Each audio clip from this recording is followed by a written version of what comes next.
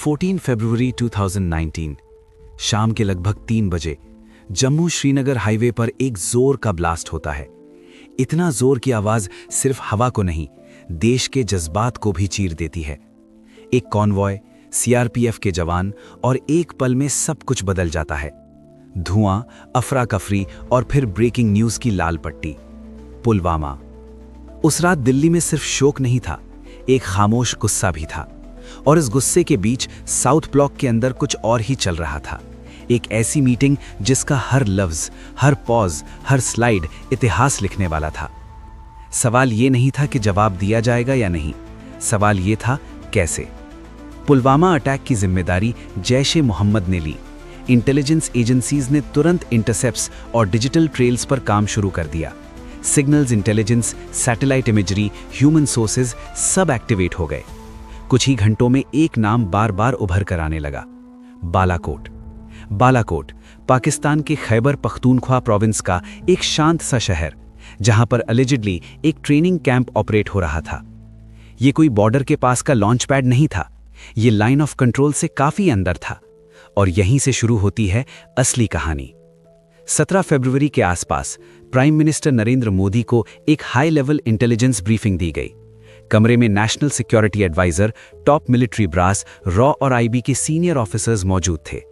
Table पर maps थे, satellite images थे, इलेक्ट्रॉनिक इंटरसेप्ट्स के ट्रांसक्रिप्ट्स थे। हर स्लाइड एक सवाल पूछ रही थी, क्या भारत पहली बार 1971 के बाद इंटरनेशनल बॉर्डर क्रॉस करेगा? एयर चीफ ने ऑप्शंस रखे। Sir, limited air strike possible है, प्रिसिजन गाइडेड म्यूनिशंस के साथ, टारगेट आइसोलेटेड है, कोलैटरल डैमेज मिनिमाइज किया जा सकता है। पर फिर एक और स्लाइड आई, Pakistani air defence grid. Balakot के आसपास के रेडार कवरेज का डिटेल्ड एनालिसिस दिखाया गया। कौन से रेडार किस फ्रीक्वेंसी पर काम करते हैं, उनका ब्लाइंड स्पॉट क्या है, किस वक्त सर्वेलेंस वीक होती है। ये कोई इमोशनल फैसला नहीं हो सकता था, ये प्योर मैथमेटिक्स, टाइमिंग और स्टेल्थ का खेल था। इंटेलिजेंस इंटरसेप्ट्स ने यह भी सजेस्ट किया कि कैंप में हाई वैल्यू ट्रेनर्स मौजूद हो सकते हैं, पर exact head count uncertain. Weather conditions critical, moon phase important. हर छोटी चीज मिशन को बना या बिगाड़ सकती थी। फिर सबसे बड़ा सवाल, एस्केलेशन लैडर। पाकिस्तान एक न्यूक्लियर आर्म्ड स्टेट है, भारत भी। 1998 के बाद दोनों ओपनली न्यूक्लियर पावर्स हैं। अगर एयर स्ट्राइक होती है, पाकिस्तान रिटेलिएट करेगा। Ground incursion, air to air engagement, missile posturing या फिर डिप्लोमेटिक स्टॉर्म। ब्रीफिंग में एक चार्ट था, escalation matrix. Step 1 air strike, step 2 enemy air response, step 3 cross border artillery, step 4 wider mobilization. हर स्टेप के सामने लिखा था probability, medium, high, unknown. Narendra Modi ने रिपोर्टेडली एक ही बात पर फोकस किया, सिविलियन कोलैटरल डैमेज 0 होना चाहिए, क्योंकि अगर सिविलियन कैजुअल्टीज होती तो इंटरनेशनल नैरेटिव तुरंत बदल जाता। भारत डिफेंसिव विक्टिम से अग्रेसिव वायलेटर बन सकता था।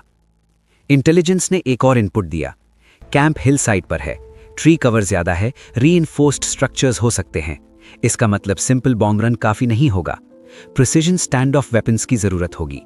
इसीलिए ऑप्शन रखा गया, Mirage 2000 aircraft with SPICE 2000 precision guided bombs. Mirage 2000 वही एयरक्राफ्ट जिन्होंने 1999 कारगिल वॉर में हाई एल्टीट्यूड बॉम्बिंग की थी। Experienced pilots, proven platform. पर कारगिल में टारगेट्स एलओसी के पास थे, यहां टारगेट डीप इनसाइड पाकिस्तान था। ब्रीफिंग रूम में एक और खामोशी छाई जब रेडार पेनिट्रेशन प्लान एक्सप्लेन हुआ। इंडियन एयरफोर्स को ऐसा रूट चूज करना था जो पाकिस्तानी एयर डिफेंस को कंफ्यूज करे। Multiple aircraft formations, electronic warfare support, mid air refuelling, stand by, सब कुछ एक चेस गेम की तरह डिजाइन हो रहा था। फिर आया टाइमिंग का सवाल, स्ट्राइक कब हो? दिन में? इम्पॉसिबल। सरप्राइज फैक्टर खत्म। रात में? हाँ, पर रात में माउंटेन टेरेन डेंजरस होता है। वेदर फोरकास्ट देखा गया। 25-26 फरवरी की रात विंडो नैरो थी पर वर्केबल थी। नरेंद्र मोदी ने रिपोर्टेडली पूछा, सक्सेस प्रोबेबिलिटी? एग्जैक्ट परसेंटेज किसी ने नहीं दिया। मिलिट्री प्लानिंग में 100% कुछ नहीं होता, सिर्फ कैलकुलेटेड रिस्क होता है। इस ब्रीफिंग में सिर्फ टैक्टिकल मैप्स नहीं थे, डिप्लोमैटिक केबल्स भी थे। United states, China, Saudi Arabia सब सिचुएशन मॉनिटर कर रहे थे। अगर भारत स्ट्राइक करता है तो ग्लोबल रिएक्शन क्या होगा? क्या एविडेंस पब्लिकली शेयर किया जा सकेगा? क्या नैरेटिव कंट्रोल पॉसिबल होगा? एक इंटेलिजेंस ऑफिसर ने इंटरसेप्ट प्लेबैक किया, कोडेड कॉन्वर्सेशंस जो ट्रेनिंग एक्टिविटी इंडिकेट करते थे, पर फिर डिस्क्लेमर भी, सर, ह्यूमन कॉन्फर्मेशन लिमिटेड है। वॉर रूम में सर्टेनिटी कभी परफेक्ट नहीं होती। डिसीजन मेकिंग का वेट अलग होता है जब दाव पर सिर्फ एक मिशन नहीं, 2 न्यूक्लियर नेशंस का फ्यूचर हो। ब्रीफिंग के बाद कुछ घंटों तक इंटेंस कंसल्टेशंस चली। Military readiness level quietly raise किया गया। एयर बेसिस पर अनयूजुअल मूवमेंट शुरू हुआ, पर सब अंडर स्ट्रिक्ट सीक्रेसी। पायलट्स को लास्ट मोमेंट पर इन्फॉर्म करना था, फैमिलीज को कुछ पता नहीं था। 25 फरवरी की रात एयरक्राफ्ट आर्म्ड हो चुके थे। पायलट्स को टारगेट कोऑर्डिनेट्स मिले, GPS programming, final checks, weather update.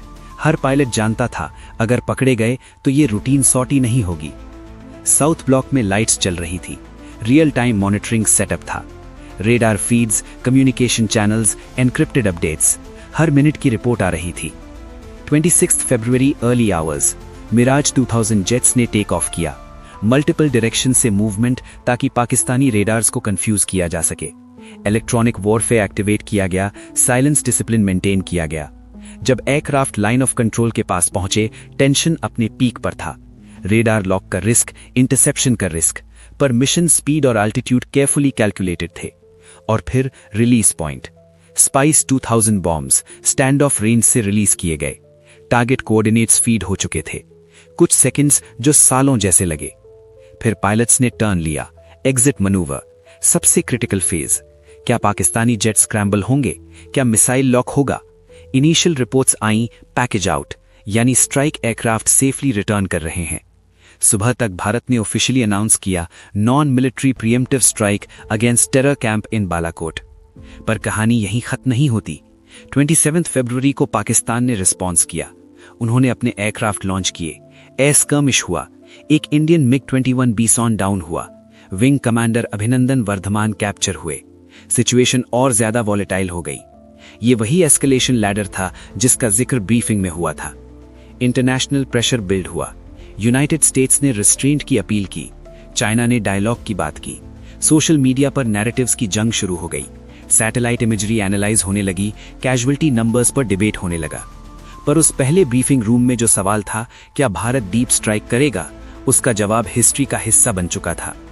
Balakot strike 1971 के बाद पहली बार था जब इंडियन एयरफोर्स ने इंटरनेशनल बॉर्डर क्रॉस करके स्ट्राइक किया। यह सिर्फ मिलिट्री एक्शन नहीं था, स्ट्रेटेजिक सिग्नलिंग था। इस ब्रीफिंग में जो इंटेलिजेंस सुनी गई थी, उसने एक फ्रेमवर्क दिया। थ्रेट क्रेडिबल है, टारगेट वायबल है, रिस्क हाई है पर मैनेजेबल है। क्या एग्जैक्ट डैमेज हुआ? क्या एग्जैक्ट कैजुअलिटीज थी? इस पर अलग अलग क्लेम्स और काउंटर क्लेम्स हैं, पर एक बात क्लियर है, डिसीजन वैक्यूम में नहीं लिया गया था। ये months of surveillance, days of crisis analysis और आवर्स ऑफ इंटेंस ब्रीफिंग का रिजल्ट था। जब हम पुलवामा और बालाकोट को देखते हैं तो हमें सिर्फ हेडलाइंस नहीं देखनी चाहिए, हमें वो क्लोज डोर मोमेंट्स समझने चाहिए जहां मैप्स पर लाइंस खींचकर फ्यूचर डिसाइड होता है। एक तरफ शहीद जवानों का खून था, दूसरी तरफ रीजनल स्टेबिलिटी का बैलेंस, बीच में एक टेबल जहां इंटेलिजेंस रिपोर्ट्स रखी थीं और एक फैसला जो सुबह होने से पहले लेना था। हिस्ट्री अक्सर बैटलफील्ड पर लिखी जाती है, लेकिन उसका पहला ड्राफ्ट हमेशा ब्रीफिंग रूम में तैयार होता है। और फरवरी 2019 की वो रात जब एक ग्रीन सिग्नल दिया गया, सिर्फ एक मिलिट्री ऑर्डर नहीं था, वो 2 न्यूक्लियर पावर्स के बीच एक नया स्ट्रेटेजिक चैप्टर खोलने का रिस्क था। कभी कभी देश की तकदीर गोलियों की आवाज से नहीं, बल्कि खामोशी में लिए गए फैसलों से तय होती है।